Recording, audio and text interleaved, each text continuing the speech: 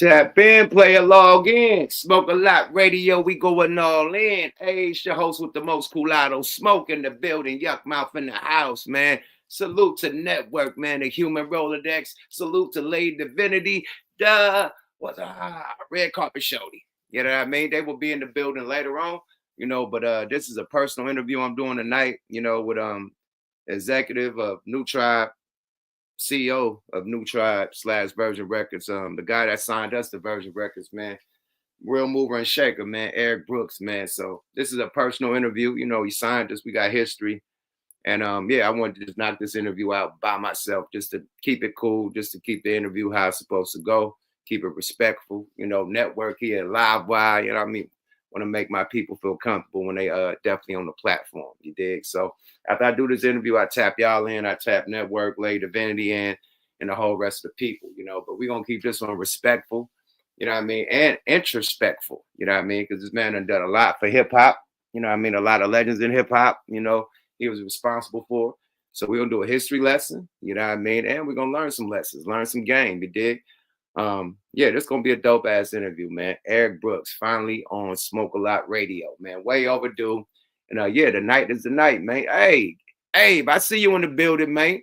I need some security over there at 5150, man. Female security, man. The females fucking with my nigga, man. Corey Holcomb, man. We ain't having that, but period. Let's get the female security squad. The female what was her name? The whole female Latifah and set it off. Cleos. Get a whole clique of Cleos around that nigga, man. So he good money. You feel me? But hell yeah, man. The slander continues on Kendrick Lamar's Super Bowl halftime performance, which has now broke the Michael Jackson record. So Michael Jackson had the most viewed Super Bowl halftime show ever at 133.4. As of now, Kendrick is at 133.5 million. So he surpassed Michael Jackson, right? So with them saying, oh yeah, remember I said China for WEE, facts. WWE. Yeah, you need China, my G. Salute Corey Holcomb, salute 5150 Nation, man. Yeah, man, but that man outdid Mike. For them to say that was a whack Super Bowl performance, man. It's still, if it's whack, it's whack. Like, why are people still going to watch it if it's so whack? Like, why did it go? I guess the first night it was like 20 million. Why is it now at 40-some million, 50 million? No, 50 million. Is that 50 million views just with his halftime show on the NFL YouTube? 50-some million views. The last time did something like that on YouTube? Cat Williams. And it broke the internet, right? Cat Williams and Shannon Sharp broke the internet because they did like 60 million off the rip. Yeah, he's on point to outdo Cat. And Shannon Sharp. He had 55 million on YouTube. He about to do some Shannon Sharp and Cat Williams numbers off his Super Bowl performance. Now go to all the other Super Bowl performances. Go to Rihanna's. Look at because people saying that it was the most viewed because you could watch it on Tubi and you could watch it over here and over there. Well, they had those same options last year and the year before. Tubi didn't just come out, nigga. Tubi been out ages, nigga, about at least about 5-6 years. Tubi been out, bro. I was hearing about Tubi in 2018, 2019, bro. So Tubi been out. Until we been out all them goddamn Super Bowls, period. Who the fuck watched Tubi anyway? Let's be real. Who got Tubi like that? Nobody. Nigga, come on. We ain't gonna blame it on Tubi. Oh yeah, everybody from Tubi watched it, so that's why it was up. Man, shut your bitch ass up. We ain't doing that. We ain't doing that, brother. No. Network, I see you in the building. Erica Miller, I see you in the building. You know what I mean? I see all the squad in the building, man. Yeah, salute to the five, man. We in this thing, man. It's going to be a great night tonight, Dynamite. I want to give a big birthday shout out to the homeboy, Macca Magic. It was his birthday, you know what I mean? Big boss birthday dinner at Steak 48. Beverly Hills, man. Did a real boss like, man. You feel me? Shout out to Macca, man. You know what I mean? Happy birthday to the boss, man. Real boss nigga in the game, man. Salute to a real one, man. You feel me? Shout out to the whole Coin Academy, the whole family up there. Everybody was in the motherfucking building eating big boy steaks. You know what I mean? Big Shalene, Seabass, you feel me? Like all the man, big um shit, crab legs, oysters, all that shit, man. Shit was live, man. Big bottles, you know what I mean? Big motherfucking Perrier, Juliet. Yeah, man. Big boy shit, man. R.I.P. to Laylaw, my nigga. And prayers for my nigga Gomac, man. He going through it too, man. So prayers for Gomac. But yeah, man. The boss circle, man. You know, boss niggas do boss shit, man. You did. Yeah, that. Yeah, feel me. I hear niggas out there turned out. Niggas is turned out. It is what it is, man. I think people hate the West Coast. I really think since Pac died out here, Biggie died out here, since them two deaths happened on the West Coast, I think the West Coast got a big black eye over it. You know what I mean? And it's just been hard for us to come back after Pac died. Literally, like the closest we had it was the Game, and then of course, you know, when Tyler Creator and all them when he came with his whole crew, OTF, yeah, off the Our Future. When he came with Our Future, you know, then Nipsey and all everybody started coming, the New Breeds, you know, Mozzie, all them start coming. You know, I think they start hating. Like we got a new fresh breath air. Our youngins, our you know, YNs, they kicking up dust. Nipsey was a hell of a nigga. You know, Kendrick a hell of a nigga. You know, Mozzie, YG, you know, all them, man, they doing their motherfucking thing out here on the coast, man. You feel me? Larry June beating their ass. You know, our youngsters is kicking up dust right now on the West Coast, man. And Kendrick is the head of the forefront, and they big motherfucking mad. Period. They mad. The West Coast is making a strong comeback, a silent comeback at that. You know, while everybody trying to rap like they from the Midwest and trying to rap like they from down south, the West Coast, we got our own style and our own lane. And that Super Bowl performance was the West Coast, own style and our own lane. You know what I mean? The lane, he had a whole street in the middle of them controller buttons. Yeah, that's the lane, man. The streets, man. Hip hop starts in the streets and it remain in the streets. The streets tell you who's hot and who's not. You can't say just because you like this guy, he's the hottest. Nah, if you ain't hot in the streets, you ain't hot, bro. Period. That's it. Hip hop starts in the streets, and the hotness come from the streets. All the fly shit, all the fly dances, everything come from the streets first. Then it goes to somebody's song or album or video. Then it becomes trendy. E. Brooks is in the building, man. Let's get him in the building. Long overdue. E. Brooks, what's up with you, Playboy? What's happening, my man? Can you see me? Hey, I see you, man. You good money. You see me? I see you, yeah. Okay, we good money, man. How you been, first of all, man? You good? I'm good, man. Can't complain. Life is good. Yeah. How about Man, yourself? man, I'm good, man. Life is great, man. You know, these things on the wall, man, that happened with you, man. Thank you for giving us the opportunity, man. First off, man, for signing us to your label, NOO-TRYBE, you know what I mean, and giving us that opportunity, believing in us, man. So that's the first off, you know what I mean? Everybody in the chat, this is the man that signed us to Virgin Records, his record label, NOO-TRYBE, which is a subdivision of Virgin Records. And yeah, not just us, but legendary people, you know, some of the biggest artists and legends in the game he signed and responsible for, you know. So yeah, this is about you tonight, man. Your history, you know what I mean? How you got in the game, what you're doing now. And I'm gonna ask you some things about the industry that's going down now since you're a exec that you probably can explain to us. Is that cool? Of course, yeah. And you know, now that it's been quite a while, I can tell some things that you know, that kind of demised, I would say, you know, or undermised, you know, the success of the Loonies. Obviously, 2020, you know, hindsight's 2020. There's a lot of things I would have done differently. Right. You know, I would say that, with all humbleness, I was an immature person back then. You know, much Right. more now. And even though I had some mentors and stuff like that, I didn't use the mentors like I should have because I had pride in a way, you know. Right. So my apologies to you because you are very talented, and you know, if I had it to do all over again, man, I would have played it a little differently. Let's just put it that way. All right, for sure. But we still the opportunity came and we did our thing, man.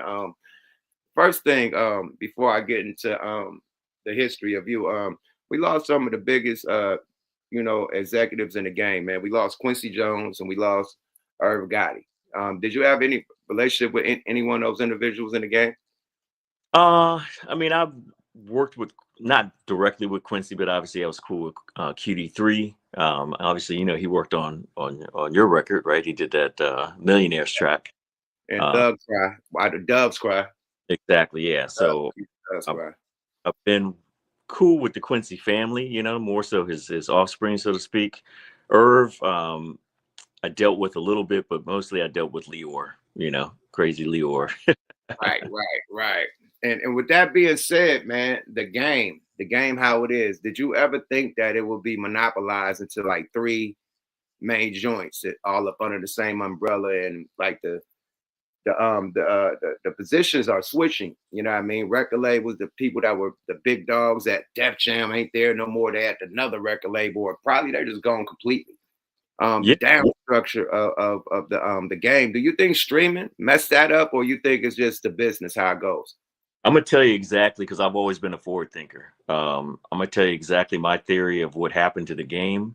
I think it was a brilliant situation, but the repercussions of that move changed the game altogether. And so it was Edgar Brothman. So Edgar Brothman owned the largest shares of Seagram at the time. He sold his shares of Seagram, purchased into what is now Universal Music Group, but at the time it wasn't Universal Music Group. They were all, little individuals like, Polydor, Polygram, Island Records, all of these sub labels, right?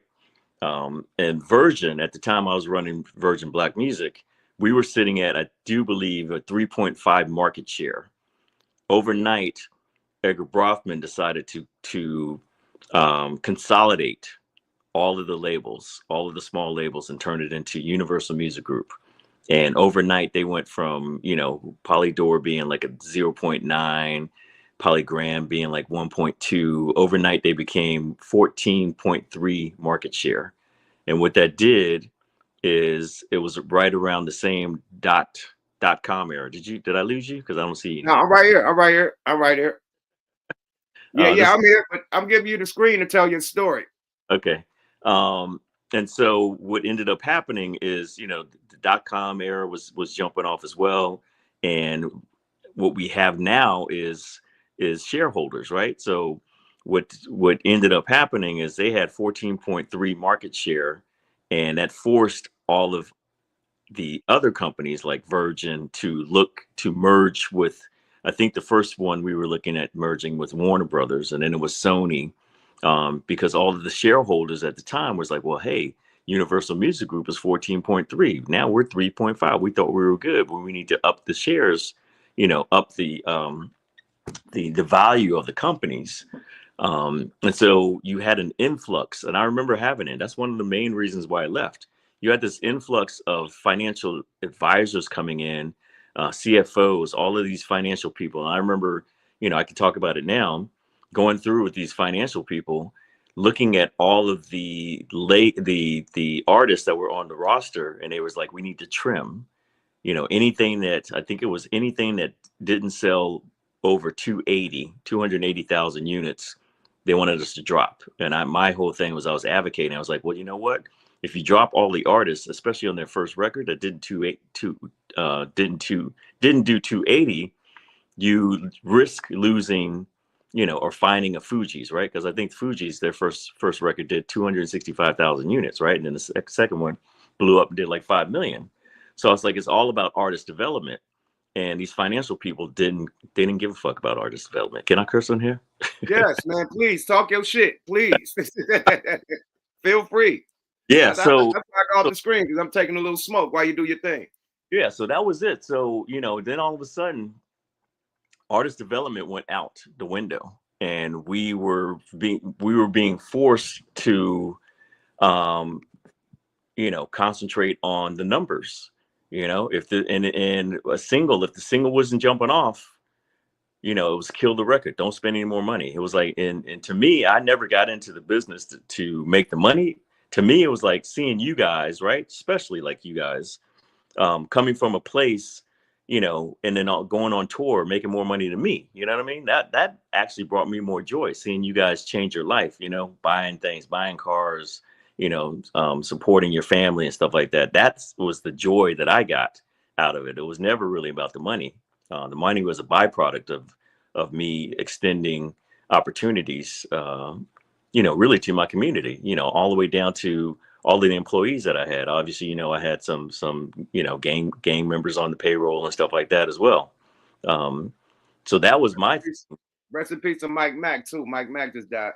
yeah. I went down to that funeral, man. Yeah.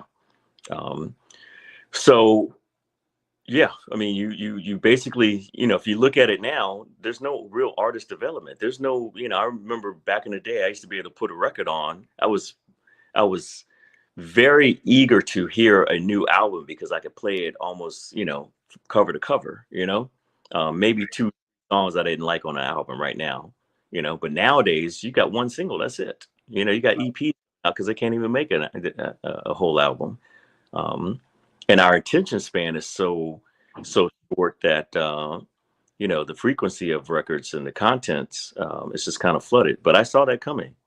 I consulted for Napster. I was on the board in musicians.com. And I remember arguing with all of the executives because I remember, quote unquote, they were like, I'm not worried about it. It's not going to happen on my watch. And I said, the distribution is going to be the first thing to go. And sure enough, that's when I saw Virgin Mega Stores, all these, Tower Records, all of those entities being removed, I just knew it was a matter of time. And to be honest with you, I didn't even think it would last this long. And the only reason why it's lasted this long is because of catalogs. The record labels have been living off a catalog. Seriously, not really off the frontline releases. So the catalog, that's why they want to buy your masters and give you these 360 deals so they can have action at everything, because they ain't making the same money they used to make. So now they want your show money. They want your merch money. They want your endorsements, your deals, your partnerships. Anything that you got going to do with your name, they like consider they own it now. So they want a piece. It's different from when you guys were in the game. Like how was that able to be switched? Like when did you first hear about the 360? Because we did the point deal. Now it's a 360 deal. Where did that come from? And why did they? I mean, you basically said why, because the industry ain't what it was and they need to make more money. But how did it start? Like you said Napster. You said that Napster was the first streaming that was like really like taking people music and putting it on download streaming, right? Yep. Yeah, and the record labels were against Napster, right? What's that now? I said the record labels were against Napster. They were trying to sue Napster, right? Yeah, and then they said they were going to sue the consumers. I was like, how are you going to sue the consumers? I mean, they were talking about some really crazy stuff, man. Yeah, and if you really think about it, the first interaction is really the jukebox, video jukebox. I don't know if you Yes, video jukebox, facts. So video, I do believe, was the start of social media to a certain extent because you were able to control, and then Napster basically took that to another level, did the streaming thing, and I saw it. I'm like, this is it, and I kind of even remember when Apple was coming around, and the record label laughed at them. Wow. They weren't forward thinking enough, and that was my thing. Was like these guys are stuck in the past, and it's always evolution. And the 360 deal came around because you had to look at the end of the day, you were, the record companies, people didn't realize when you were pressing up a CD, it cost the company, the company $14 cents or so, under $1, like under 50 cents to press the CD. So not only were you getting, $10 or $11 for a product that basically cost you less than $1. Let's just round it up to $1, right? You're getting $19 for a product that costs $1. So that was removed, right? And then you were getting album sales because back then you had artist development, right? So you were getting album sales and you were getting single sales and you were getting different forms of sales. So wax, CDs. You know, they were trying to do the DAT. The DAT never really took off, but you have had at least two different forms of you know, hard merchandise that people were buying. And the record labels never got the tours. They never got the tours. They never got the merchandise, but they made enough.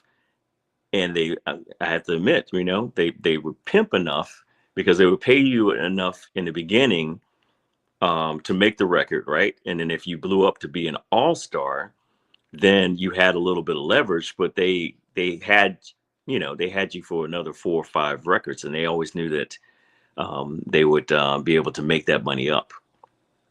So at the end of the day, you know, when the hard physical copies were being removed and it was a digitized game, then, you know, artists didn't still don't I don't even think today artists still really understand the leverage that they have. um, I think more so now, because, you know, nowadays there's no artist development, and people basically say you need to have this whole checklist, right? And if the checklist for them to sign you, you already have a built-in audience, you already have social media, you've basically already done the marketing for them, right? All they're doing is kind of advancing you some money to a certain extent. Right. um, and so that they try to get into that game. It's, you know, it's a matter of survival, um, and another form of pimping, to be honest with you, you know. I think Leora brought that shit to the table, man. With that 300, when they did the 300, the first time I heard of a 360 when Leora and Kevin Lyles came together and formed that 300. Yeah. And after that, it was 360s everywhere. And the Yep. whole thing, the whole cold part is right.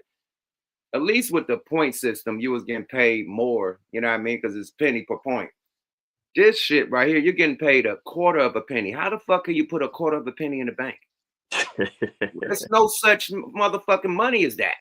They give Yeah. you a quarter of a penny per stream. You gotta do 1,500 to be 1,500 streams to be considered one stream. Like, what the fuck are we doing, bro? Yeah. That right there is pimps. That pimping the shit out of you. I gotta sell my album 1,500 times for it to be considered one sale. What the fuck?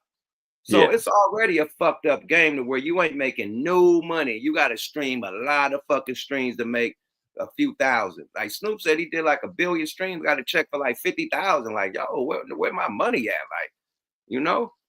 Exactly. Yeah. I do believe that it is time for a paradigm shift in the music industry.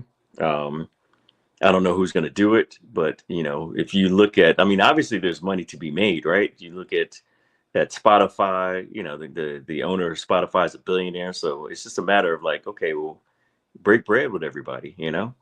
The thing is, they everybody's making money but the artists, and they agreed. You know, they agreed to amount to pay the artists. They all came and agreed to the shit. They bought Napster too, right? They bought them out the game, right?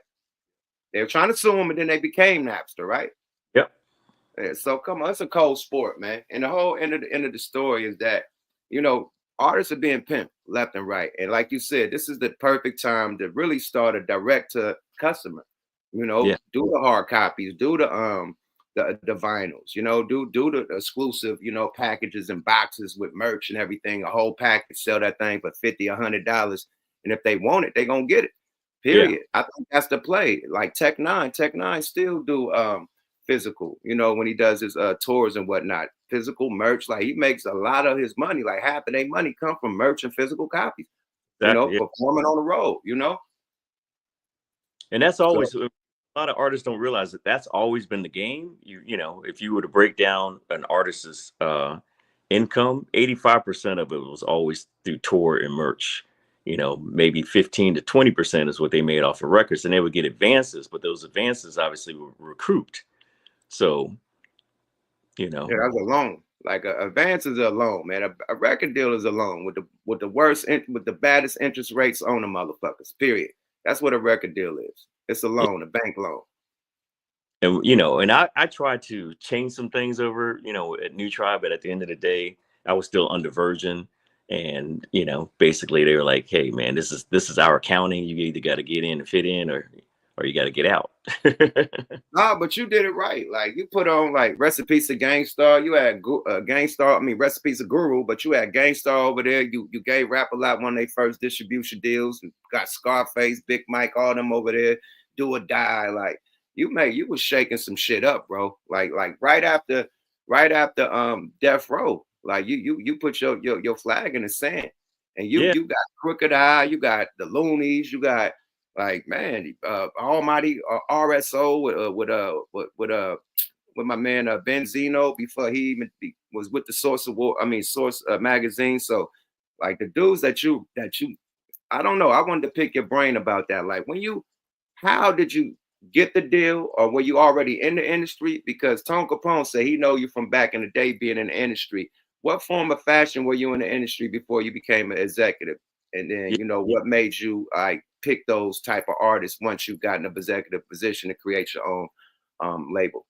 Yeah, so I'll talk about the ones that didn't go through, right? So I mean, and the one, so I did the Mariah Carey deal. I did one of the main reasons why I left the industry is some of my deals got blocked. So I wanted to do the Pharrell deal. I ended up signing Khalees, but I got blocked by doing Pharrell because and I hate to say it, we're in an urban game, but at the end of the day, when I became the head of Virgin, I no longer had my autonomy that I had with NOO-TRYBE. So NOO-TRYBE, I basically was given a budget and I could sign whatever, and no questions asked, so to speak. When I started running Virgin, became the president of VRU, I had to answer to people, right? And they people of not my color Right. about my music, And so I saw Pharrell, I knew right away, and Pharrell broke down what was happening. And I wanted to do the production deal with Pharrell because I knew he was going to be the next big thing. So how I started was I was a musician, man. I didn't know, I think you picked up on that when we were in the session with QD3 because I was Absolutely. telling him certain things and was speaking to him musically because obviously he's a musician as well. um but yeah, so I was a musician. I played four instruments. Went to University um, of Miami School of Jazz. I double majored, and then my first job was actually working with Larry Blackman of Cameo. Oh um wow. yeah. Wow, bro. So you were in the band? No, doing production. So he had a lot of people didn't realize he had a production company called Atlanta Artists, and the production company was based out of Miami. So him and I didn't get along in the beginning. We're cool now, but in the beginning we didn't kind of get along. He was kind of like, I was kind of interning and playing on tracks for free, and I was like, wasn't getting paid, and I was like, this motherfucker's just taking advantage. You know what I mean? So I called up Alan Jacoby because he's the one who got me the uh, the internship, and then he moved me and put me in with Two Live Crew. So then I met a guy by the name of David Shackler, who ended up being like my first mentor. Took me under his wing. He was the COO of what was it called, Luke Records, because a lot of people didn't realize that Luke had his own distribution. He had his own company. He was actually one of the first joint ventures to be done with a major label. So he did a joint venture with, I do believe it was Atlantic, for, I think it was like either 75 million. It was a pretty big deal back then. So I started working with Two Live Crew, went on the road, became part of their promotions team. Then I was like, I deferred law school because I was supposed to go to law school. And I said, if I'm going to do this, I need to either be in New York or LA. I grew up on the East Coast. I was done with the snow. And then I got an offer to work for Priority Records. So I came in and eventually became the executive vice president. And I was doing all of the remixes. So for NWA, for Ice Cube, even for Dr. Dre, we were doing it. It was called the ELB mix. So I would do the cleanups version because back then, they weren't trying to clean up anything. And then I had some conversations with Cube and some other people around substituting words because the DJs were like, we can play more, uh, different hours if you gave cleaner versions. Because remember back in the day, everybody was doing that, the Yeah, reverse. reverse it. Yeah. And me being a producer also, um, I didn't like that. I thought there was a cleaner way to do it. So we started working with, Cube around language in terms of like, instead of saying bitch, say trick. And so we came up with like this little dialogue that the DJs helped us like saying that yes, we can get that cleared. You know what I mean? We can play that. That's safe. And so we changed, we changed some of the lyrics and got rid of the reversing, and that was some of the first time that you heard that clean, like real clean versions. You know what I mean? Being Right. played. And then I got so we did the Chronic. A lot of people didn't Hold realize. on. Hold Um, on. You was a part of the Chronic? yeah, I worked the Chronic. God damn, hold on, man. First you say you signed Mariah Carey, then you say you signed Khalees, you was about to sign Pharrell, and you was a part of the Chronic and NWA and Ice Cube. Yeah, so That's why you that motherfucker. I knew you was that motherfucker when I came in that office. I'm like, he's that motherfucker. He got an unbelievable cocky, you know what I mean, about him. And that's why, man, you come from the whole fucking cloth, man. Continue. I didn't mean to cut you off, but yeah, then no, one more thing. One more thing. Remember when we played Five on it? yeah, You the one that told us, like, we had a version that wasn't even the version right now. You like, no, we need to make it an album version. We need to clean the words up, not reverse it. You need to say clean version of this. Period. And that whole clean version became the main version that everybody love right now. yeah, The yeah. I mean, dirty version is the one with like the extra bonus song at the end of the album that nobody barely knows. The yeah, one that you said, hey man, let's take that first verse out, let's do the second, the third, and let's do another third, another verse, and let's make the clean the words up. You know what I mean? Let's not do the reverse thing. You came with that, and we have the version of Five on it because of Eric Brooks. yeah, Other than that, it'd be the first version. Straight yeah. up. I say that I've been blessed to be around, you know, raw talent and just been able to, see patterns. So, Two Live Crew had a formula, and I was able to like, why is this song, being a musician, I was like, why is this song so popular? Why is this song, why did this song break, top 20, right? And then when I got to NWA, same thing. I just studied why do I like this song? Why, and then when I started doing the remixes, I just started working off of a formula. If you look at Taylor Swift or Coldplay, even like, I use Coldplay as an example. All they do is they're using formulas. Um, and so I got to the point where I was pushing you guys. The same thing when I sat down with one of the best conversations I had was with Premier when I signed Gangstar. They said we've never gone gold, and I said look, you do what you do, give me 3 records to do what I do, and I guarantee you I'll make it go gold. And one of those records was Royalty, right? I paired them up, Casey and JoJo, um, and formatted the song in a way where it was, a good compromise where they felt that we're not selling out, and I got what I needed to do to push them, to give them a hit record and also push that record gold. So I know formulas. I know format. You know what I mean? Back in the day, it used to be 3:15. You had to have the song under 3 minutes and 15 seconds. Now it's literally about like 2:20. You know what I mean? Because our attention span is shorter. You know. Right. Um. So yeah, that's how I got my start, man. And so George Hinojosa. Actually, I'll go in a little bit further. George Hinojosa came to Priority, right? And he's the manager of Ice-T. And at this point in time, I had a good track record, right? I came off of the Chronic. I met a guy by the name of Mark Benish that worked with Interscope, because we did the Chronic hand in hand with Interscope. So my team did all of the street records and all of the R&B stuff, and their team did the pop records. I mean, the pop radio. And so that's actually how I learned and got relationships with pop radio. And then that helped me break Today Was a Good Day, because I did that all by myself. That was my whole team. So I was coming off of 2 big records. Talk George, your shit. Hold on. Talk your shit, man. We ain't gonna let you just scoot over that, man. Hold on, man. All the big shit, man. Today was a good day. You know, Laylaw, rest in peace of Laylaw. I was living in that house with him when we was on Virgin. When yeah, you gave us our check, I was at the house in Baldwin Hills that they shot the video at. But mhm. yeah, talk your shit, man. Yeah. I mean, that was, I remember to even go, just because it's all coming back to me. I actually put my job on the line, um, because Cube was not down with trying to do the clean versions that I was asking for. And I said, I'll guarantee you, if you do what I need you to do, I'll guarantee you double platinum, because he had never gone double platinum. He'd already been platinum. You know what I mean? Right. Um, And I said, and I had a really good relationship with a lot of mix show DJs and a lot of programmers, right?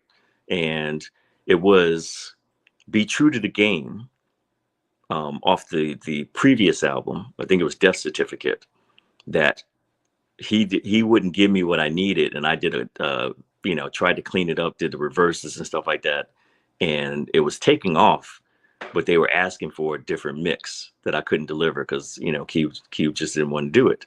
So then in between, when we were doing the Predator, I basically put my job on the line, man. I said, give me what I need, and I guarantee you double platinum. And he gave it. He did it. Yeah. Oh, So then so that Natural Born Killer, that's you? Natural Born Killer? Nah, that was That's Dr. on Dre album. Yeah, that's Dre. Yeah. So that was That's after Dre. Okay. I had gone to NOO-TRYBE by then. Yeah. Okay. But Damn. so George comes with the Ice-T record. I tell him, hey, I listened to the record. I said, there's nothing on here that I can, get down with. Is Ice willing to do some mixes and, clean some stuff up? You know what I mean? Because I had the formula. And George was like, nah, we're good. We're not going to do anything. Right. And then I said, well, with all due respect, I don't want to work it. You know what I mean? Because I didn't want to put my name behind a failure, because I was coming off of some, I was hot. Right, yeah, you don't want to cool down. Decided to work it by himself. And then halfway during when they were working it, he's like, man, you were right. I was wrong. He said, you know what, man? He's like, I know Brian Turner. He doesn't respect you. You're talented. I just did a deal over at Virgin with Ice's rock and roll group called Body Count. He said, let me introduce you to some people that I think would really respect you, and, where you can, grow your wings and spread. And so that's how I got my deal over at Virgin, Georgina Hosa. Wow, salute to George, man. Damn, man. You did a lot of legendary shit to get that though. Like they think that people just work in the office as an intern. No, you were actually involved with the music, promotion, marketing, also helping the artists and telling the artists, yo, the DJs need this, the clubs Yeah, need this, the programmers need this to work, you know what I mean? And if it work like this, you're gonna be on. And yeah, your formula hit hard because all them people that you named is the legends in the game right now. yeah. And you know what? The street team, by me starting off in Miami, I had like the South, the Chitlin circuit is what they called it, right? And then when we did Born in the USA, we were big in New York, so we played the Apollo and stuff like that. So I had basically the East Coast and down the South. And then when I moved to California, I filled in everything else. So I had one of the first national street teams, um, you know, put together. And Steve Rifkin took it to the next. I didn't think that like he did. Steve Rifkin basically took, the same national street team and went to corporations and started working it, because that's all they did, is they were, doing the snipes and all this other stuff. And I didn't think outside of music, but Steve was like, hey man, I'm gonna go to Pepsi, I'm gonna go whatever. Because they were all contractors, you know what I mean? It wasn't like I was paying them exclusively as employees. I just contracted them out. And obviously I was, when they did good, they would call up the other records and, companies and say, hey man, I just broke the Ice Cube over here. And then they would get more deals. And then Steve, put it all together. So I give him kudos to that. But I should have broke that out by myself too. Made a separate business like he did. Hey, but hey, you had a massive street team. When we got there, like we was on the road like a motherfucker. So we was doing radio drops. That's what made me move to LA, because you had it so busy out here. We was coming to Virgin like damn near every other week to do Yeah. drops, to do clean versions, to get in the studio, do this, that, and the third. I'm like, fuck it, I'm moving to LA. I'm tired of these flights. They called me like damn near twice a week to come to LA. I might as well stay there.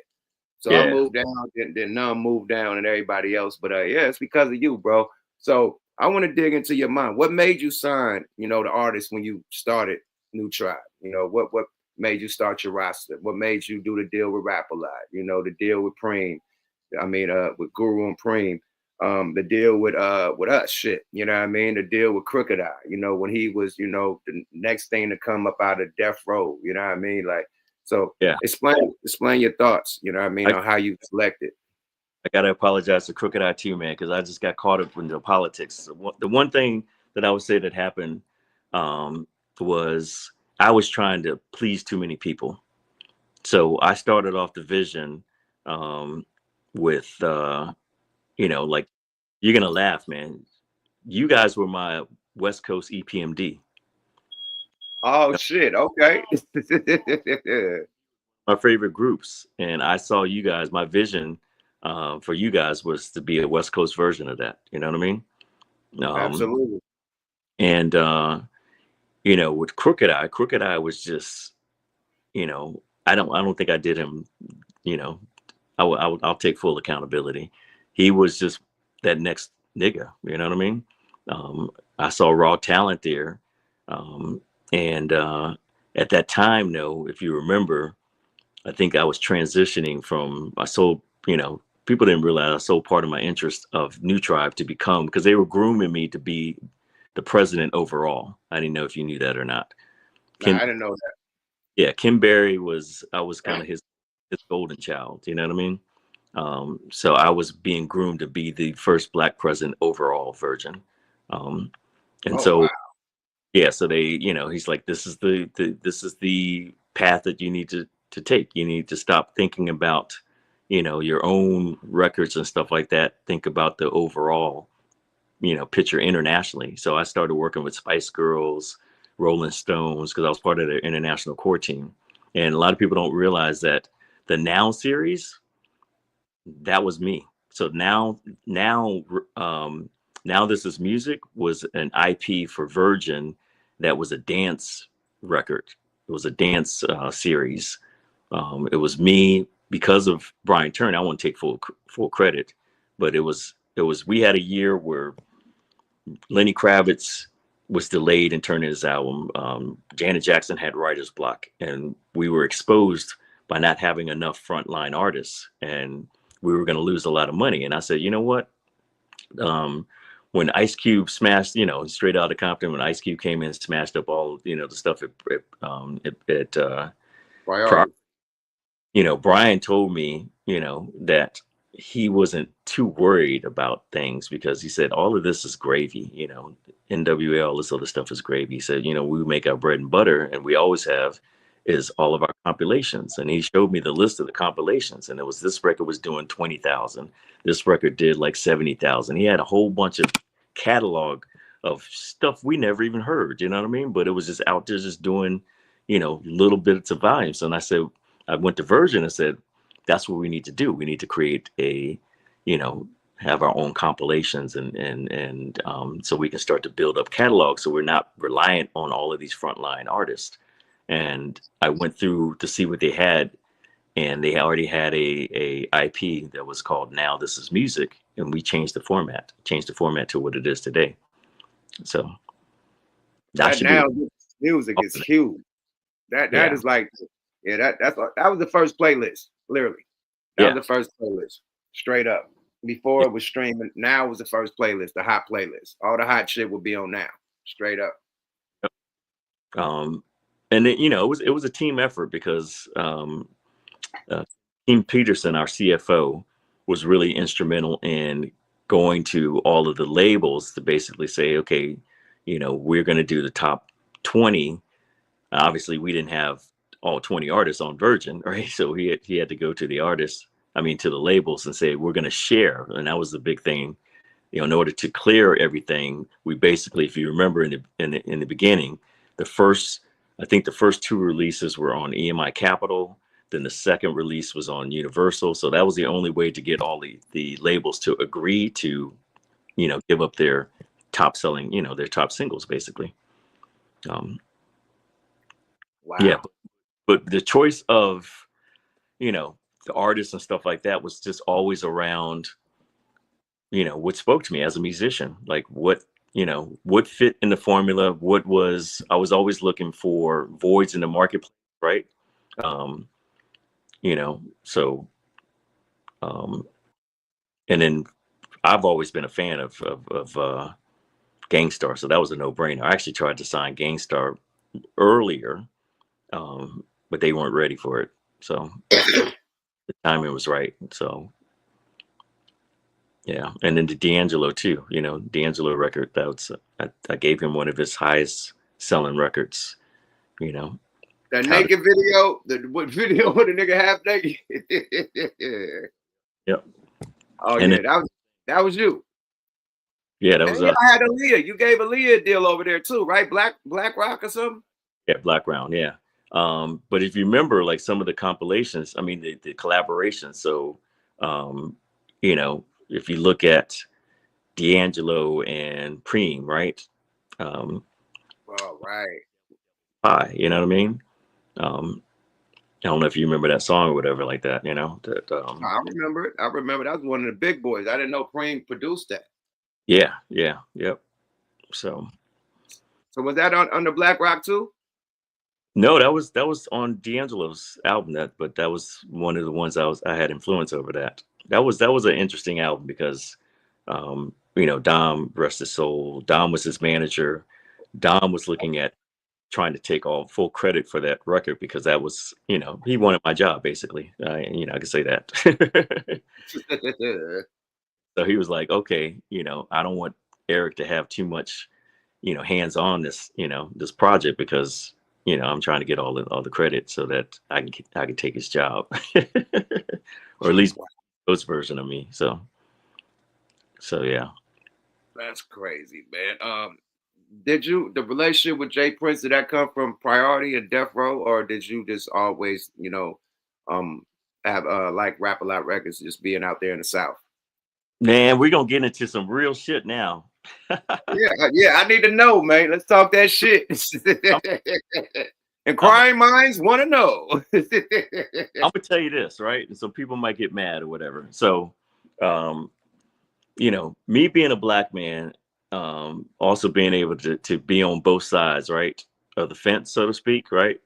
Um, Brian Turner, who I love, he gave me my opportunity, changed my life, um, confided in me in terms of, you know, Brian Turner obviously was the president of Priority Records, brilliant man, smart guy, but basically admitted to me that he wanted an Aerosmith.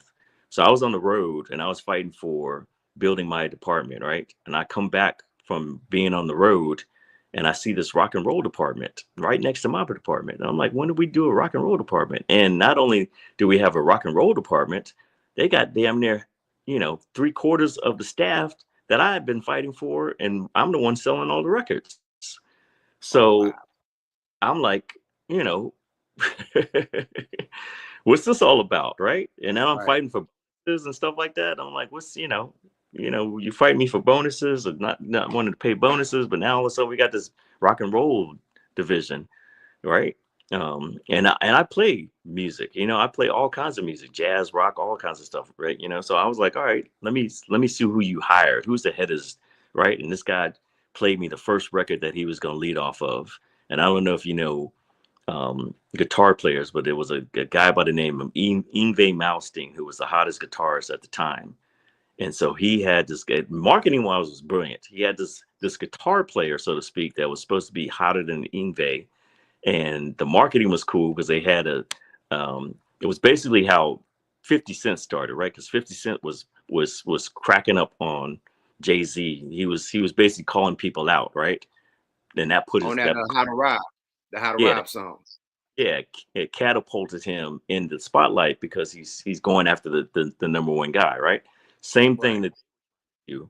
They had this poster of this guitar player pissing on Yngwie Malmsteen's grave, basically saying, "I'm putting him to death," right? Because that's how hot he is.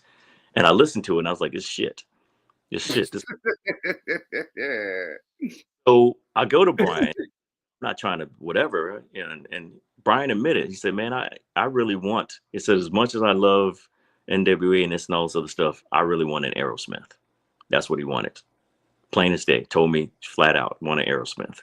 And then I'm all about loyalty.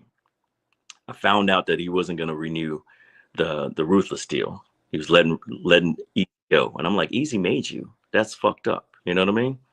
Right. Um, you know, there would not be any priority. You know, easy put priority on the map. Um, and so, Facts. right, and so I knew more than likely he was not going to renew the Rap a Lot deal. So I went to Jay, me and Mike, and I basically, because I hired Mike before, you know, um, before we did the Rap a Lot deal, but I kind of strategically hired Mike, kind of thinking that I would be able to get Jay to do the deal. I was a smart motherfucker. Hey, bro, I knew you. I was about to say you hired Mike because he's connected out there. You like, man, come on over here. You know what I mean? To rock with me, mate. Yeah. So I'm talking to Mike. I tell him, hey man, you know, when I left Priority, this is what I think is about to go down. I don't think that Brian's gonna, you know, do his deal or renew the deal. Um, and I said we need to talk to Jay to get him over at Virgin, right? Um, and we did it. We eventually made it happen. And I think it was a win-win for everybody because what I realized, Virgin was giving me carte blanche, but Virgin didn't know anything about black music at all. The closest thing they had to, I think it was, what was that, Ready Red or something like that, or they had some rap artists when I walked in there. But the blackest thing they had was Janet Jackson Yeah, I was about to say Janet Jackson, bro. I was about to say the blackest thing they had there was Janet at the time. yeah, Janet Jackson and After Seven. That was it. That was it. Oh shit, I forgot after 7. God damn, yeah, you came in and restructured they whole shit. Like, God, that's all they had. They Didn't wow. know anything about street music or street teams, and so I was like, oh man. Um, so I decided to put out Scarface first because I would show them, and we did everything independently, right? But we wanted to do that to show them what was possible. And then after we put out Scarface, obviously that went platinum. They jumped on board, and at that point in time, it was, you know, they really rolled out the red carpet after, you know, after that. And so if you remember, our first 4 releases was platinum gold. We did Scarface, then I think we did You Guys, then we did Do or die we did Do or Die. So our and Gangstar. first 4 releases were just, you know, straight fire. Facts. Yeah. Facts. Back to back plaques, like out the window. Hit them out Yeah. the park. But that And you also on hurt. tour with each other and shit too. The promo tour with all of us on. Yeah, so you made that shit right, bro. Like you laid that shit out how it's supposed to be laid out. Like you made us like label mates. Like literally, you had us working with each other. Like I didn't know Jay Prince, none of Rap a Lot dudes from down south. I never knew Gangstar and Guru, but you brought us Benzino. But that label brought us all together. You had us all working together, especially on the original Gangster soundtrack. You Yeah, know, yeah. when you put us all in there, put us in a movie and all that, like that shit was real dope, man. So yeah, man, you are a real mastermind, a real chessboard player. You know what I mean? I see that nice Mike Mack move, you know, nice Rap a Lot move, because like you said, man, that Scarface album, you know, got you you know what I mean? Hey, yo, carte blanche. You feel me? Virgin, like, let's go. You got it, E. We following your lead, man. Show us how to do this shit, you know? And if you remember the first song we came out with, because obviously it blew up, Never Seen a Man Cry Till I Seen a Man Die. But we did the Cube and Scarface duet. Um, and again, we cleaned that up. I changed the lyrics, changed the title even of the song. Um, What was the original title name? What was the original title? There was the new one. I can't remember, but it was because it was what was how's the song go? Don't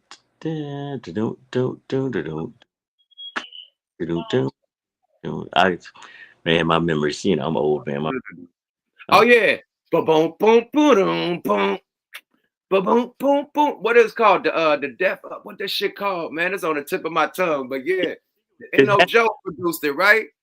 it had death in the original title, Yeah. and I Okay. okay, they ain't even gonna put it on if they see something about death in the title.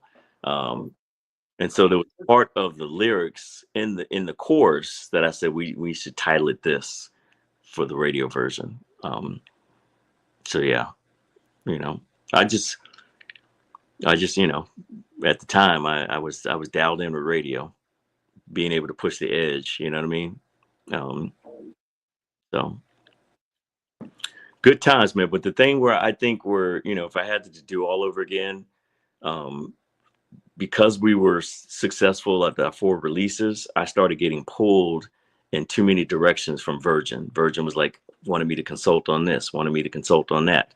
And it took me away from really focusing on, you know, I don't even, if you remember Snagglepuss.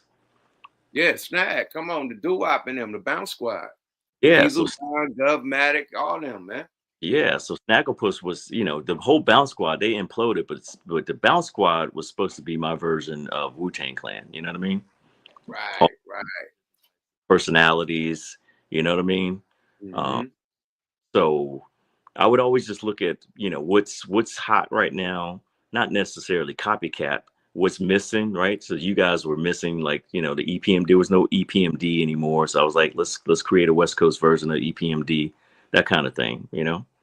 Right, When right. I Filling the gaps. when I signed Yes. Khalees, I saw Khalees as a Black Madonna, you know? Oh, right, right, right. Yeah. History But repeats itself, man. And you wanna go with, like you said, you want to go with the formula. So that's yeah, the formula. If you're gonna say Khalees is the Black Madonna, Madonna already has a formula. So we're gonna follow that formula, but with the extra with bells and whistles that I gotta go with it, and we're gonna take this shit to the top. yeah, yep. So All good. But I'm proud of you. I'm proud of you, you know, always, you know, that was the one other mistake. I would have never let you go solo. You know, no, the thing was, that, man, y'all was you supposed to know, do the that, Wu Tang shit. Y'all supposed to do the Wu Tang shit. C kicked me out the group when I signed the Rap a Lot.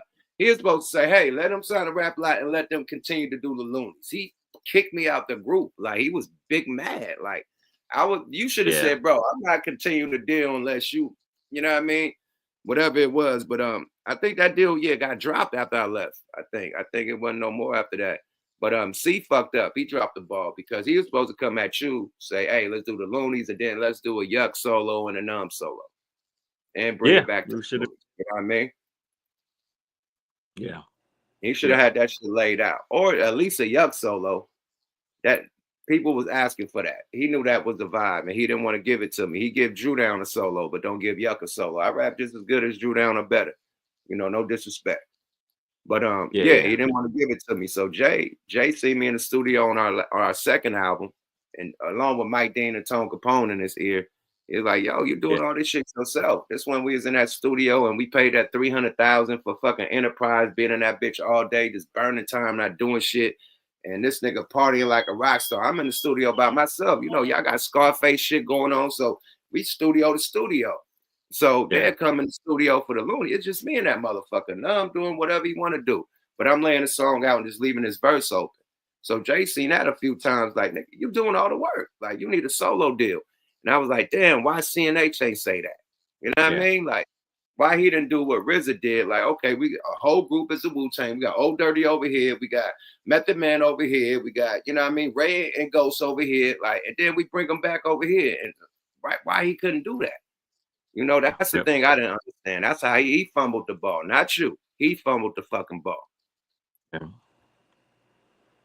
But Yeah. let's. Oh, go ahead. Yeah, Elaborate. My bad. you know, I've had a couple of conversations with Mike before he passed away, like what woulda, coulda, shoulda, you know what I mean, that kind of thing. Um, Right. Yeah. yeah, Yeah. so Yeah. Shit happens, man. Shit happens, man. But let's fast forward because you're exec in the game. A lot of people don't understand the game. So as of recently, have you heard of the Kendrick Lamar and Drake beat? You heard of that, right? yeah, yeah, Okay. and I Drake is now suing UMG, right? yeah, but I But I, I hear go contra- ahead, go ahead, go ahead. Go ahead. I hear contradicting things about that. I heard he was suing because of, you know, what Kendrick was saying on the record, but I also heard that he's suing Universal because, you know, of his likeness and, you know, the fact that Universal used him to build up the game, and now they don't really need him anymore. I've just been hearing different things. It's obviously, you know, there's always optics, and then there's like what's really happening behind the scenes, right? Right. That being said, do you think, first of all, have a suit? and rap beefs. Now we've been alive through the Biggie Smalls and Pac beef. That was the most disrespectful rap beef ever. You was a part of the Ice Cube and NWA beef. The most No Vaseline, the most disrespectful rap song ever. Did NWA sue Ice Cube for defamation of character? The only one was like Jerry Heller. He was trying to go, and they slowed him down, right? So have this ever been done in hip hop, and when a battle or you know what I mean, a rap battle has been going on? Has this ever happened in hip hop as an executive? Not at all. Never. So when has this shit been cool? Like, not to my knowledge, but I don't think that, I don't know how big Drake is, but Drake is big, so he just thinks that he's above, untouchable in a way, I guess. I don't know. Man, listen, man. Jay-Z said he threw condoms in Nas' baby seat. No lawsuit. They are the best of friends right now. They got deals together. They rock. Disrespectful shit.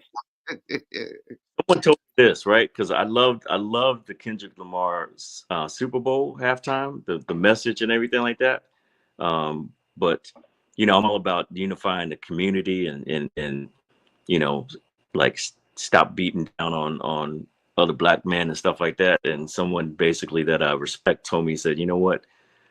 Being on the biggest platform, he said the biggest statement that could have been made is for them to have made up quietly and brought Drake on the stage and be like, hey, let's squash this. You know what I mean? And I had to think about that because we got to change, man. We got to do something different, man, because especially now with, who's in the office, they always look at us as, especially if you look at Chicago, right? If we don't respect the narrative, not saying that it's true, but the narrative from non-blacks is that we don't respect each other, right? Crabs in the barrel, you name it. And they associate that with animals. In Chicago, we're killing each other. So I don't mind killing you because you kill each other anyway. You know what I'm saying? And so I just think that we need to change that, man. Otherwise, Absolutely. They say if nothing changes, nothing changes. So we got to take it in our own hands and do it ourselves, man. So I agree. So my whole thing is squash the. Yes, I agree with that. If that was possible, with even with if he would have bought Lil Wayne, that would have been an olive branch to squash it with Drake. You know what I mean? We know the old man, right? Back at like, come on, we need a moderator, somebody to get somebody to respect. We need a Farrakhan to step in, or the old man. We need Jay Prince, like the big dog, somebody that they respect that can sit them both in the same room. The Top and Jay Prince get together and get these dudes in the same room and squash that shit. It's gonna take some big dogs that they both respect. That's what it took back in the day. It took Farrakhan to come sit us down and say, hey man, that shit is bullshit. Let's get this money. You guys are destroying each other. It took a Farrakhan. So I think we need a Farrakhan to step in. That's the only one they're gonna respect. Other than that, it's competition to me. Like hip hop is competitive. You said like you was competing with other people out records when you was putting out albums, and you had the influence from this and want to outdo that. So everything's competitive and everything's trying to level up and be the best. And once you're the best, which Drake is the absolute best at top, it's a target on your back, and you know that.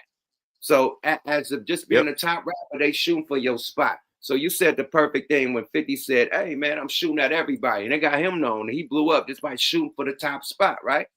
Same with Kendrick and whatever. He's shooting for the top spot, and it worked like 50 Cent. I'm glad you said it, because this reminds me of 50 Cent. He's Ja Rule, this dude. And we never had compassion for Ja Rule. His whole record label got hit by the feds. They got, had to fight cases, all types of just madness, lose their deal, can't come out, rap career gone. He had to start acting. They turned him into an actor, right? Told him stop singing, and 50 started singing. Told him it was whack to sing, and 50 started saying, I got the magic stick. He took his whole shit, right? He did. Took his whole shit. Oh, you sound like Cookie Monster, but nigga, you sing like the Cookie Monster too. Took his whole shit. Took him off his whole play and had him start trying to be gangster. He said, I got you. Now I'm singing like you, nigga. Bye. And your label gone. So with that being said, it's treacherous just on some competitive shit. Their whole record label got taken. Drake record label is still alive. He's torn. He's hundreds of millions of dollars. He's Yep. great. OVO got deals with the NFL. They got deals with Nike, Jordan, whatever. They are good. They didn't lose it like Ja Rule. So I think this is super competitive, and I have mercy for Drake if he didn't talk about that man wife, that man kids, and that man manager being allegedly saying that the manager had a baby with his fiance. That okay? Now the gloves is off, bro. Right? Right? Yeah. Yeah. You can't talk all that shit. And then you disrespected the AI version of Tupac. You can't do that, man. The West Coast gonna get on your helmet. Nobody was feeling that shit. Was you feeling the AI, the Tupac AI shit, E. Brooks? Do you think that was genius? Or you was like, come on, man, not Pac. Anybody but Pac. What was you thinking when that happened? No, I mean, I didn't, it didn't resonate with me at all. And to me, I think that, it had a sense of desperation, so. Yeah, I think it's all fair now. Gloves is off. Like, you know what I mean? Like it could have just been battle rap, like Kendrick said on Euphoria. It could have been battle rap, but once you go there, he gonna take it further. And he took it. And the crazy thing, right? Look at this is crazy. Drake and Cole said they bigger than the Super Bowl. they bigger than the Super Bowl. They the top, they the GOAT and all this. We bigger than the Super Bowl. GOAT, who GOAT this? MJ doing an MJ, like disrespecting Michael Jackson, man, doing all the Michael Jackson stuff on top of the roof. I'm bigger than Mike. I'm bigger than this. Yeah. And then the only dude at the Super Bowl is Kendrick Lamar, not you or not Cole. That's crazy, man.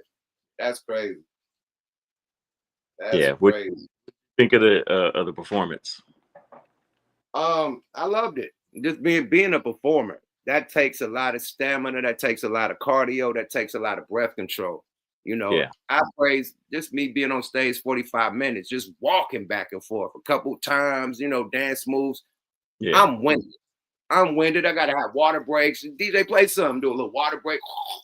Wet my, pour some water on your head, shaking it. You know what I mean? That type of shit. Yeah. I watched this man walk around, even on the pop-up. The pop-up was like an hour, damn near 2 hours. I watched him walk around without one sip of water, with a hot-ass hoodie on, rapping for damn near 2 hours. Boom. So this 14 minutes, him doing the dance steps and rapping and going from set to set. That was a big-ass set. And he walked from set to set. Mariah Carey at her show, she get carried on her shoulder by gay dudes carrying this part of the stage, sit on the couch. None of that. He had to run and from set to set and march and do dances and rap. That shit was hard. Yeah. That shit is hard to do. I'm telling you, as a performer. And rapping, that's hard. Hella hard. Go ahead. And I was gonna say, let's give you your dap, because you were one of the greatest performers. You definitely had swagger, Thank you, sir. But I know that that breath control was hard. And then he didn't have no background track. He was singing it without just the instrumental. Yeah. That's a lot, man. And I like the little skits, the little in between skits. I like the Uncle Sam with Samuel L. Jackson, like he's the American Uncle Sam in the system, right? He was like the position of the system in the industry that don't want artists to do this, that. Oh, you're too ghetto, you're too loud. Yep. Play the game right? You play the game right. Let's get back to humble. You know what I mean? And this is my DNA. So boom, okay, I took you to the hits. Now we're gonna go to, you almost got it right there, but don't do bit. Let's get to the drama. You feel me? So I think it was perfectly choreographed, perfectly set up. I like the little skits. I like the little rhymes he had in between. I think this shit was super dope. I like how they all came out the Grand National. Yep. I thought, they came, man. There was hell of them coming out the trunk. I'm like, oh, that shit is fly. No, he did, man. And by himself, no hype man. All he had was SZA, and SZA, she didn't do nothing but sing her part. She didn't hype that man up. He had to handle that by himself. Dance moves. The best part I like, as far as the choreographer, when they was on the flag, when they formed that flag in the square, be humble, and he was in the middle, like showing that, okay, this is America, but we still divided. Yep. That shit was dope. And them doing the choreographer and all that, and boom, boom, and headbutt. Oh, that shit was epic. I loved it. I loved everything. What you like about it? What's your best part? Exactly what you just said, man. Just the whole the message and just the like you said, the way it was choreographed, and the fact that I think he single handedly changed what the Super Bowl halftime can be. You know what I mean? To me, up until that point, it had always been about entertainment. But what he did was entertain. To me, the way I compared it is like if you've ever seen Dave Chappelle gives you the entertainment, gives you the comedy, but he always gives you something to think about. You know what I mean? And so Yeah, that, he give you a message. There's always a message involved with his entertainment. yeah. So Kendrick basically, to me, like delivered a perfect message, but it was entertaining at the same time. Um, so it was beautiful. But You know what? You know what became the trending topic from this whole performance? 40 what's that? acres and a mule. Yeah, yeah.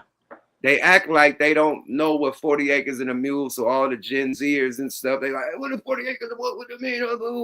So that's the research. And I'm glad he threw that out there because they trying to erase it. I don't want to get into politics, but you know what's going down with the Black History Month and all the, rumors and laws that's supposed to be going down on that situation. So for him to stand on business in Black History Month and say, this is 40 acres and 40 acres and a mule, this is bigger than the music.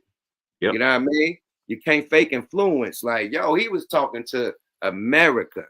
100%. With the new regime that's in, yeah, man, we need ours, man. And that's why we talk about the reparations and all that. My son didn't even know why we asked for reparations. I said, what he said, 40 acres and a mule.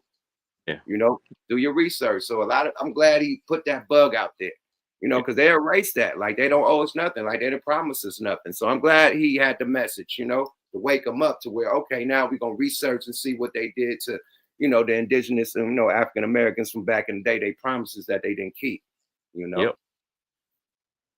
Big time.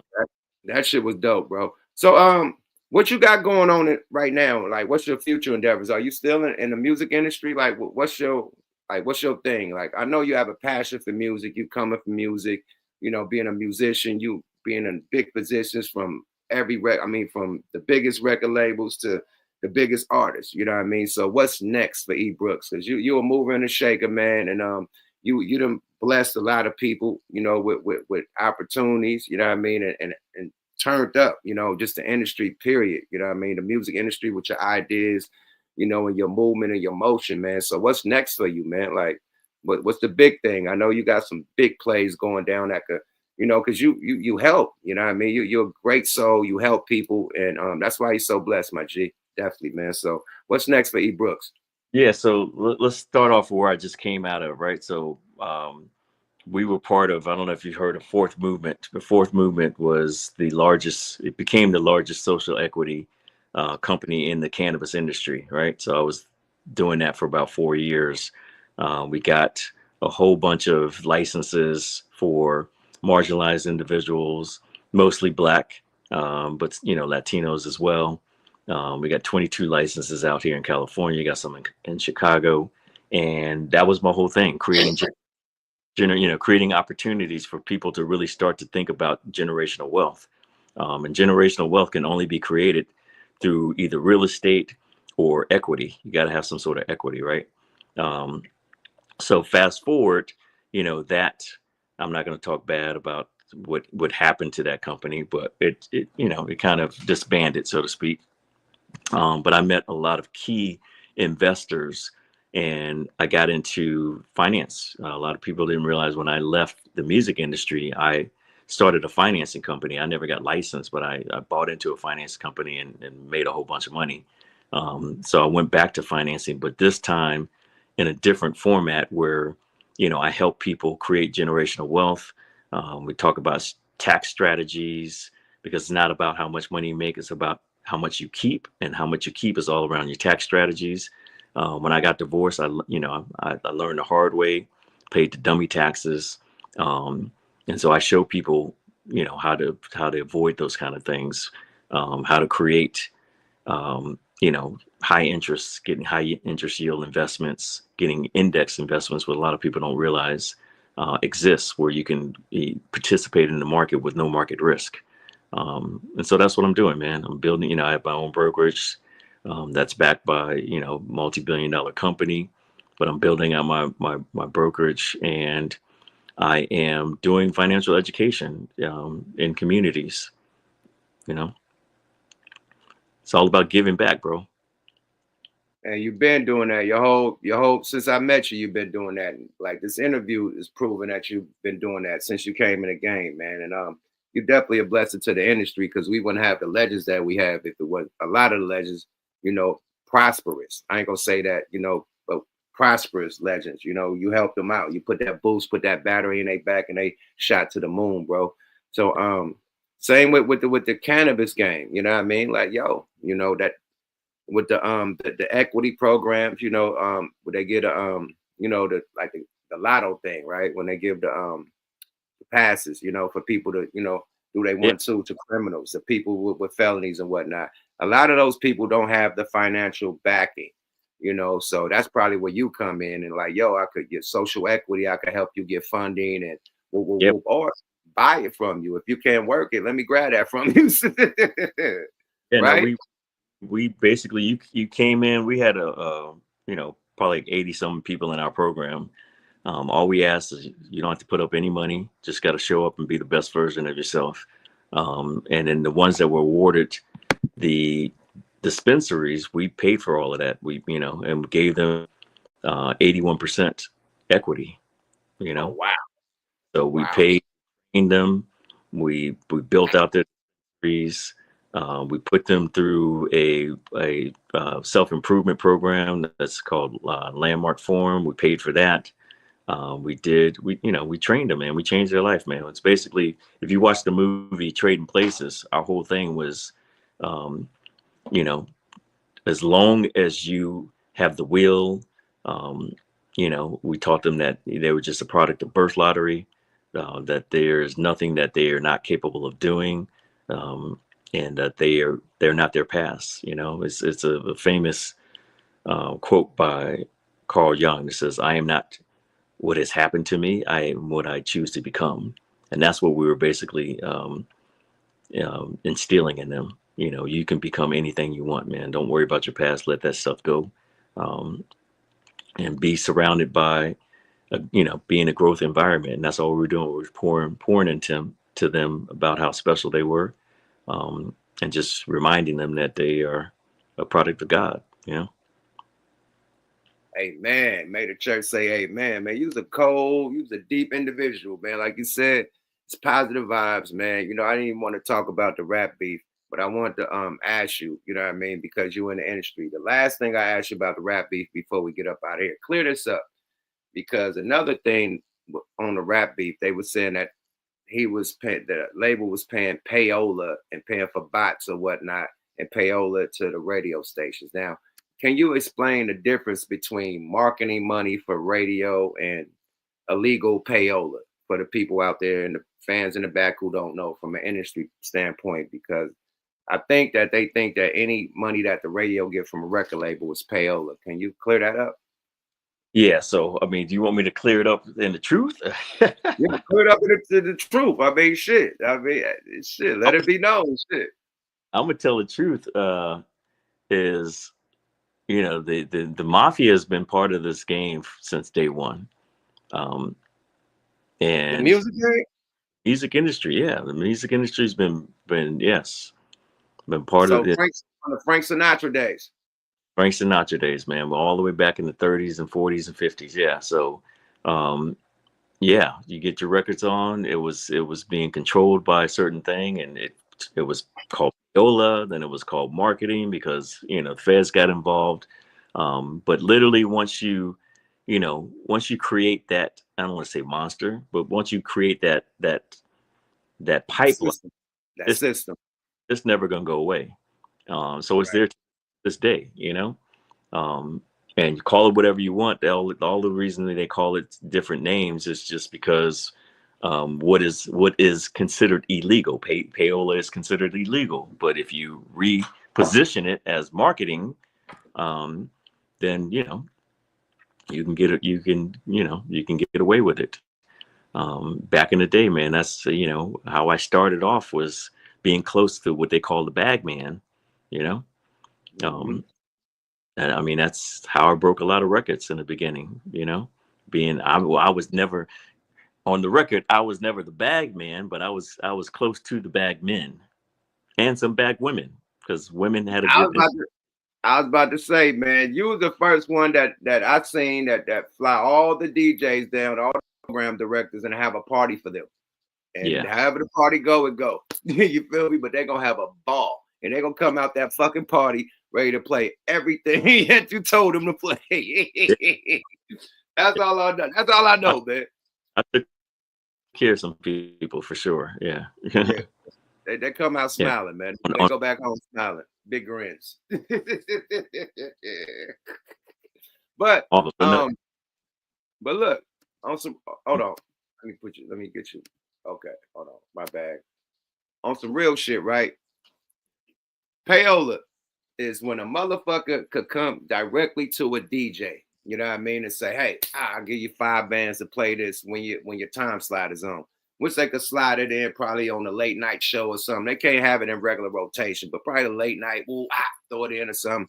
That's payolas. The money that is getting paid to these radio stations to play the music from, that's marketing, right? And Yeah. playing. Okay, cool. Under the table is payola. Like, no, the fucking radio station don't know about this DJ getting this money, Yeah. Yeah. right? That's payola. Like, remember, the king of payola, Master P. He was giving niggas trucks, no limit chains. Oh All the yeah. DJs had no limit chains, fucking Escalade trucks, Suburbans. Am I lying? Yeah. Yeah. You're right. Yeah. All the niggas had no limit chains. You go down south, every DJ had a no limit chain and a truck, some type of Suburban or Escalade. Yeah. Yeah. Via Master P. And they playing number no limit shit. Motherfucker coming to the radio station, a new Master P truck and a Master P chain. That's payola. But remember, so Master P had been doing this thing for a long time. As soon as Death Row went down, there was a void in the marketplace. Facts. Facts. No stepped in. And that's when those records really started taking off. And then obviously, you know, Snoop was available and brought a Snoop over. I thought they had one of the coldest artists too, man. What's his name? Mystical. Begins with a Mystical. Mystical? Mystical was Yeah, one. mystical. Yeah, Yeah. one of the Mystical is coldest artists. one of the coldest in life. Remember the first tour Yeah, you put us on? We went to I don't know what was in New Orleans, but it was some like some rap function out there in New Orleans. That's when we seen Mystical perform. The first when he yeah, first came out before he was on No Limit. That boy was gassing back then. I forgot yeah, what it was called, but yeah, he been a problem. He been a headache. He remind me of he was the first Tech Nine to me. Then Tech yeah, came and like leveled that shit up, start with the backward shit and all that. But yeah, Mystical, oh my lord. Yeah. If he didn't have them personal problems, yeah, he'll be at the top for real. 100%. And they take those personal problems. They be talking about R. Kelly and shit like that. Oh, fuck them personal problems. You can't erase somebody's history. Kales is Kales, regardless. You know, that shit is Yeah, disgusting. We don't get down with that. But he got them, he's the boy. You yeah, can't take that from him. Now, disgusting. He is a disgusting boy too. But as far as them hits, he that boy. Period. So same with Mystical, man. That boy like was the influence of the down south at one time. Especially he was the face of New Orleans when he first came out, right? yeah. He was. Yep. P, I ain't gonna hold you all night, man. Thank you, man. Appreciate everything, man. Much love and much success on all your endeavors, man. You said, man, I know what you're doing, man. You don't need no good luck from me, no prayers. You doing your thing. You always been doing your thing, man. Thanks for having your presence on our podcast. Thanks for the history lesson. You know, I didn't know. You know what I mean? Like you did some iconic shit, man. And I give you your roses right now, man. Salute to you. Thank you for everything, man. Thank you for NOO-TRYBE version. Thank you for everything you did for everybody, man. That shit is legendary, man. A lot of people wouldn't be in position if it weren't for you, man. So God bless you, man. I appreciate you. And thanks for coming to Smoke Lot Radio, my brother. I appreciate you, my man, and good interview, man. Good. Thank you. We still Yeah, gotta get lunch or dinner. Yeah, definitely. I definitely pull up with my wife, man. I don't like no boo, whatever. That shit is whack. Yeah. That shit whack, man. We got to do crustaceans, man. You know what I mean? Okay. Crustaceans Good. and stuff. Not a I problem. got you though, man. I got you. This fucking Valentine's Day, but probably next week we'll link up if you're in the city, man. That garlic shrimp or garlic Yeah, crab. That's what. that garlic crab and garlic noodles, man. Come on, man. You know what to do. Say less. Yeah. We at Christmas, man. I got you, bro. All right, Appreciate man. you, man. Yeah, last night. All right. You too. Yada da. E. Brooks in the building. Legendary industry talk, man. That brother is the brother that put us on. Like you hear his story, he put a lot of people, big moving shaker in the game. He went from his own record label at Version to being the head of Version, running that shit, man. Like big power moves, man. And yeah, man, that's one of the big dogs, man. The big dog. He was my executive, man, to put us on the Looney Zone, everybody, man. Rap a lot, gave him they big deal, you know. So the list goes on and on, man. So you got a real history lesson in hip hop, man. Good game, man, and a positive individual, man. And a dude, I didn't know that he had all that shit going. I didn't know he had nothing to do with NWA and Priority, like the Two Live Crew. He was with Two Live Crew. Like, damn, his roots go deep, man. So big salute to E. Brooks, man, and much love on all your endeavors, man. I'm gonna end this interview and keep it peaceful. I'm gonna come back though, you dig, and we're gonna keep it going. You know what I mean? Smoke Lot Radio, you dig? Subscribe to your guy. Big shout out to Network, you know what I mean? The Human Rolodex. Big shout out to Lady D, you know what I mean? Red Carpet Shorty, man. And we are Smoke a Lot Radio. You know what I mean? Sponsored by E. Carite, you know what I mean? Earl Stevens Selections, man. Go to Earl Stevens Selections on the gram. Follow him. You know, get the liquor at uptownspirits.com/E40/selections. You feel me? And tell them Smoke a Lot Radio sent you. We out this thing. I'll be right back with the gang, man. Big salute to Eric Brooks, man. Version Records, NOO-TRYBE. We out this thing. Salute to the chat, man. Yada da. We coming right back, though. We ain't done. Yada da. Oh, boy.